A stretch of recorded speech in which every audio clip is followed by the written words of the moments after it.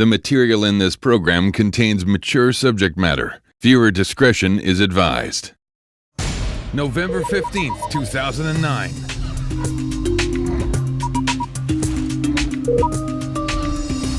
"16 by 9, the bigger picture."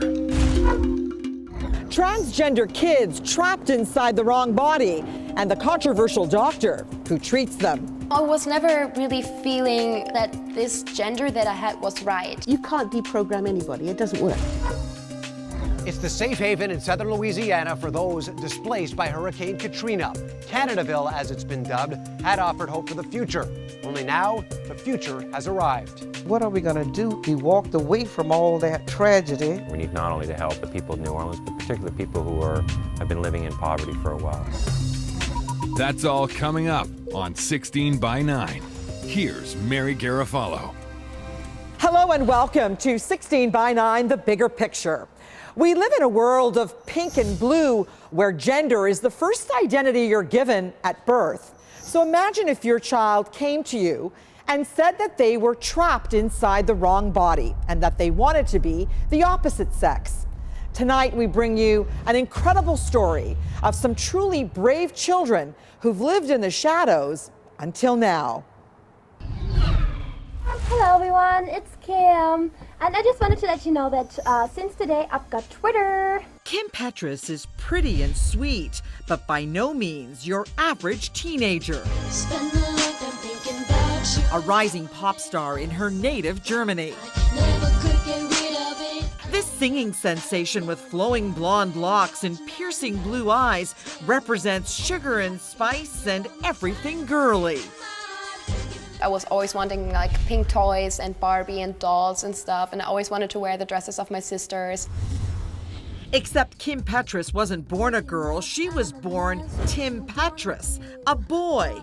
And today she holds the distinction of being the youngest person ever to undergo gender reassignment, commonly known as a sex change operation. I think it's great that I got it so young, and with having the surgery with 16 was really, really great. She says her gender confusion started at the tender age of 3. She hated being a boy, and her parents thought it was just a phase. When I turned 5 or something, they were like, okay, this isn't a phase anymore. It was really terrible dressing as a boy and, being called Tim and all this stuff, because I always wanted to live as a girl, and so it was really hard for me. Her parents began taking her to therapists, and Kim's biggest fear was the onset of puberty. I really was, every day waking up, I was scared of having a lower voice or suddenly growing a beard or something. So they just didn't like to see their child really unhappy. And so they went to the doctor with me, and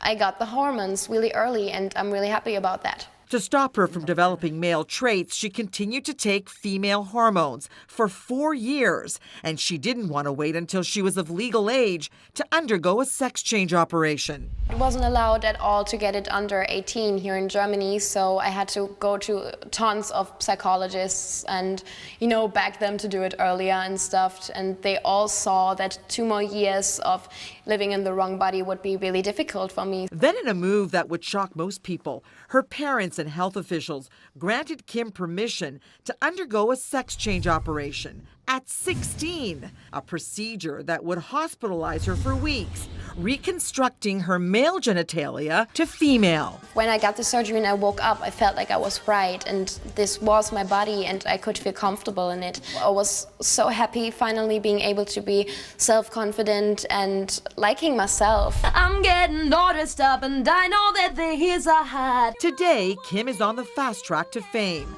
She's just signed a record deal and has a boyfriend. She says she's exactly the person she wants to be. I'm really dreaming of becoming a singer, just Kim Petras singer, and maybe then somewhere in the sentence is transgender. And Kim says she hopes she can be a role model to other kids who suffer from gender identity confusion. Of course, I'm a big supporter of treating children at an early age. I don't think that it would be a good thing having a surgery with 10 or something. I just think that this whole process made me who I am today, and it made me really strong, and I'm really happy about that. What do you want to be when you grow up? a mommy. And halfway around the world is another 8-year-old little boy, also fighting to become a girl. This picture is one of your new ones. Joseph was the Ramiro's firstborn son, the apple of his father's eye, named after his dad.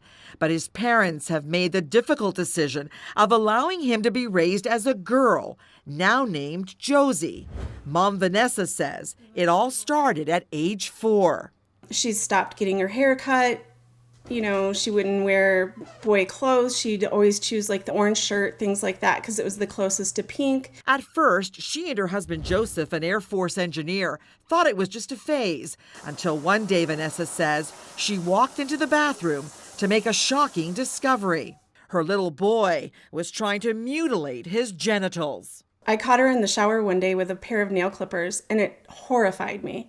So we've made a deal. I've promised her that I will keep her safe and allow her to express herself outwardly as she wants if she'll just not harm her physical body. So Vanessa started researching on the internet to learn about gender identity disorder. She was determined to help her child transition from boy to girl, starting by allowing him to dress as a girl outside the home. She would dress in the girl clothes after school, and she could play outside after school in her girl clothes. She would pretty much correct us anytime we spoke. She would let us know, I'm your daughter, or no, I'm a girl, things like that. The family was stationed at an American military base in Japan at the time, and they say they were stunned by the degree of cruelty they endured. They circulated a petition in the school to keep Josie off campus. Things were being thrown at us as we approached the classroom, like from people's lunch pails, things like that. It was not a good time. The family was later relocated to Tucson, Arizona, where they finally made contact with a psychologist who would help them understand what was happening to their son. He recommended, just like Kim, puberty blockers, drugs to prevent the start of male adolescence. The only thing that would really frighten me is to see what testosterone would do if it ravaged her body. If she developed an Adam's apple or facial hair, she would be devastated beyond belief. She couldn't even survive something like that. And she'll get those puberty blockers once she turns 12. In the meantime, Josie is being homeschooled. According to Vanessa, their local public school refuses to allow Josie to enroll. I think that the principal is afraid of having irate parents on his hands.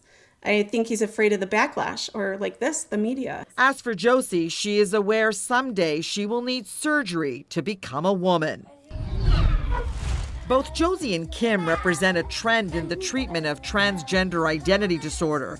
But there are those who criticize, saying children as young as 3 are being labeled far too early. I think a lot of people are misdiagnosed. Walter Hayer is deeply disturbed by this trend. He knows firsthand he underwent a sex change operation only to regret his decision. In my own kind of view, I think it's even borders on being child abuse. Coming up on 16 by 9. The controversial doctor who has enraged the transgender community, and the man who says he was pressured into a sex change operation. That's next.